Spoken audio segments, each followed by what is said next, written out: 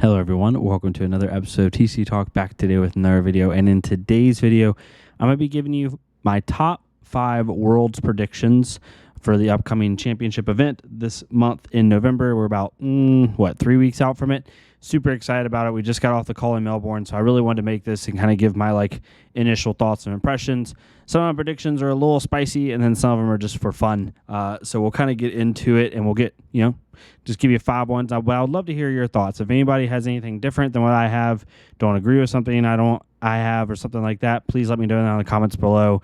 It's always fun going into the World Championship. Anything can happen. Lots of different formats, different things, and just, it's going to be a fun thing to watch. But if you're new to the channel, welcome. Thank you so much for stopping by. Hopefully enjoy your stay. Feel free to check out my other videos where I try to upload daily content for Flesh and Blood and keep that going. If you're a long-standing supporter, thank you so much as always. We'll get right into it. So I have 5 here. Like I said, they range from just kind of fun predictions to meta predictions to whatever, right? I have one spicy one in here that I know some people might give me flack for. We'll see. But overall, super excited for it. The first prediction I have is that Icelander will have the best conversion rate going into day 2. So Icelander has not been able to convert top 8s very well in the most recent tier 3, tier 4 events. However, she's had pretty successful conversion going into day 2. If you look at the call in Melbourne, you even look at the call in Dallas, a couple other big events, she does really well going into day 2. So that being said, I think she has a good chance at Worlds at doing the same thing. Also, with Lexi leaving the format, I think Icelander, yes, Dromi can give her a little bit of trouble, but a lot of the Dromis are going to be on almost completely red line builds. They might be running 3 blues on their list, passing mirages. So I think Icelander can give them trouble. And then you're also going to see more ninjas in the format, which Icelander typically does pretty well into. So I think we could see her doing really well and having, honestly, the best, natural conversion rate from day 2. I could easily see her being the 35-40% of all Icelanders making it to day 2. But we'll have to see because draft obviously has impact on that. You can go 3-0 in your Swiss rounds, and then if you go 0-4 in draft, it doesn't matter. I'm not sure exactly how the rounds are going for that. But regardless, I think we could see, if anything, really good Icelander success in day 1. So that's my first prediction. Second one is we will see 5 heroes in top 8 of Worlds. I think Worlds is going to have, obviously, a lot of Dromi, a lot of Bravo, a lot of Dash, a lot of Ninja, pretty good amount of Icelander. But I do think because of draft and because of everything, I think you're going to see 5 different heroes in the top 8, 4 to 5. I think 5 is a little bit betting high, and I think 4 is a solid amount. But I don't think it's going to be as crazy as you think as far as just Dromi and Bravo and all them or whatever, just Dromi. I think because of draft kind of being the equalizer, you could see a couple other heroes sneak in, right? If you have a good start to your day 1 and you go 3-0 in your Swiss rounds for your hero, and then you're a really good drafter, you're in a really good spot towards the end of the format. So I think we'll see 5 heroes in the top 8, and that kind of goes into my third prediction, or is this my third prediction? Yes, which is my over-under for how many Dromis are going to be in the top 8 is 2. I think we will see 2 Dromis in the top 8. I don't think we'll have any more or any less.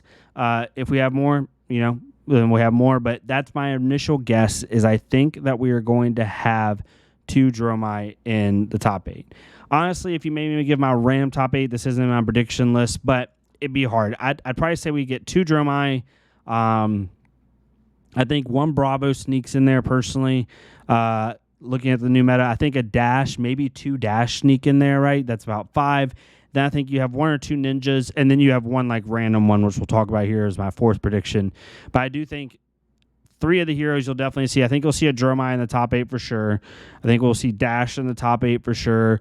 And I honestly think we'll see a Ninja in the top 8, either Fi or Katsu, because I just think that one of those heroes has a good chance, particularly Fi, because I think a lot of the top players, if they pick a Ninja, are sadly going to probably pick Fi over Katsu, just for consistency's sake, even though I do think Katsu is a little bit better. But Fi is a little bit better than a Dromi, so that does help a lot. So that's kind of where I think. Kind of going into my 4th prediction, which is my spicy one, is that a Rhinar will make top 8. Now, I know people are going to flame me for this probably, but I think Rhinar right now in this upcoming meta is the biggest sleeper of the meta. Now, am I saying Rhinar is a tier 1 deck secretly and no one knows it? No, I'm not saying that. But if you look at the meta, generally with most tier lists, you're seeing three decks post Lexi that are in the S tier or the top or up at the top tier. Some people have like 1 or 2 S tier decks. Some people have like a plethora of 5 to 6 decks. But if you look at generally the most 3 represented decks and the 3 in the top of most people's lists, it's Dromi, then either Dash or Bravo. Like they flip those, right? And then Azalea is usually up there as well. Rhinar has a very good Dromi matchup. It's favored, I would say, even if it's red line. It's not auto win, but it's favored. Has a good Bravo matchup, depending on who you talk to. Some people think Bravo is favored. Some people think Rhinar is favored, but it's a good matchup. It's winnable matchup. And then Dash, also very winnable, very favored. Has item hate in its list on top of just being able to get around Dash's like slower game plan. So I think Rhinar's in a good spot. Ninjas are not an auto loss. Ninjas are definitely not favored. However, Rhinars can win. Good Rhinars know how to beat Ninjas and make the matchup like near 50-50. Icelander's a little rough, but it's winnable. Like Rhinar has a lot. Rhinar's kind of actually in the same spot, in my opinion, of where Dash is, where it has like one bad matchup, but overall it's either 50-50 or favored in most every other matchup. It's a hero that's difficult for 2 reasons. One, it's brute, right? Even your most disciplined players like Chandler and like all those other people and Hayden and all them and a couple other like great Rhinar players usually fall to variance every once in a while. They want to push the envelope a little bit too much, or they have to push the envelope and it backfires on them. So that's kind of a big thing. But I think Rhinar's matchup spread post Lexi's pretty good. Like what you got to do is try to edge it out against the Ninjas and then, play your game plan and do well against the top decks. It's going to be interesting to see. I don't have Dash.io or anything crazy. I know the call in Melbourne happened. I do think you'll see some top players trying to play that deck and make it good. Will it go through the gauntlet of worlds? I don't think so. I don't think people have quite enough time to really grind that deck out, really grind it out and experiment every facet of it. But I could be wrong. I think Rhinar is probably your best sleeper, in my opinion, to make top 8. If I had to think of another deck that's also considered a sleeper, right, it probably would be like Dash.io or Max. That's probably actually the next best set of heroes. A Levia maybe, but I doubt it. But I do think Rhinar is kind of in the best spot overall. And then my 5th prediction, more of a fun prediction, is Living Legend format will be a resounding success. I truly do think Living Legend format is like a future main, not the main, but a main format for Flesh and Blood. I think it's going to be bigger than Blitz was or is. I think it's going to be bigger in Draft. Personally, I think Living Legend is going to have a resounding success at Worlds. I think there's people that are traveling literally just to play Living Legend format. And I also think that eventually, by this time next year at Worlds, this is kind of like a quick 6 prediction that's not related to this Worlds, but a Worlds. I think Living Legend format will be in the rotation for Worlds next year. I really do think that. Maybe for like 3 rounds. Could be wrong, but I think it will be. I think people are going to enjoy it. I think it's going to be fun. I think they're going to roll it out slowly. Maybe make a small ban list. I do think cards like Awakening and Hypothermia need to not be in regardless, but that's just me. But I do think that it's going to be a resounding success. I think people are going to really, really enjoy it, and I think it's just going to kick off. I hope they stream it at Worlds. I don't think they're going to, but I hope they do. Maybe just like a show match or something would be really fun. Maybe like between rounds or something like that. Maybe you show off some of the deck list, whatever the case may be, or at least cover it, which I'm sure they will. They've done a fantastic job with their live blogs. But overall, I'm really excited for Worlds. I don't think it's going to be as stale as people think. I think it's going to have a lot of fun stuff. Draft is always the equalizer, right? Like you might have a best deck, but if you don't draft well, it doesn't matter. So the top players really, rise to the top, no pun intended, with this format.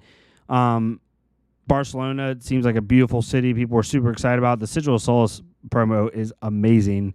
But yeah, I'm super excited for this because honestly, after Worlds, like we kind of have a little bit of a dead zone, not in a bad way, but just like we have skirmish season in December, and then waiting for heavy hitters in January.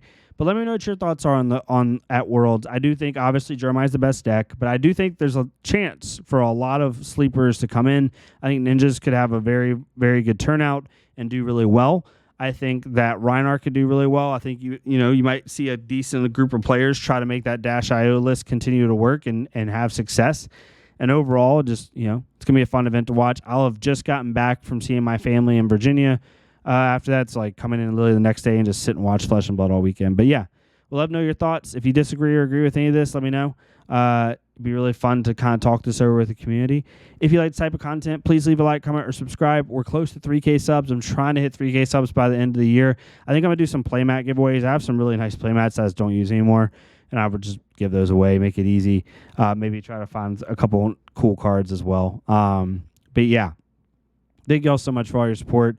Keep things positive. We have some people that are negative in the community, and you're allowed to have an opinion, but keep the positivity going. I think Melbourne was a good turning point for the kind of the recent thought on the state of the game, and I think it's going to continue to be positive moving forward. So thank you all so much out there for continuing that.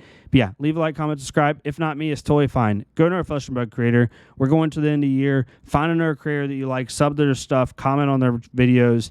Make people's end of the year really strong and really happy, and, thank the people that are taking the time to like cover the game and help it grow and kind of go from there. But thank y'all so much. Y'all have a great rest of your week, and I'll see y'all next time on TCG Talk. Thank y'all.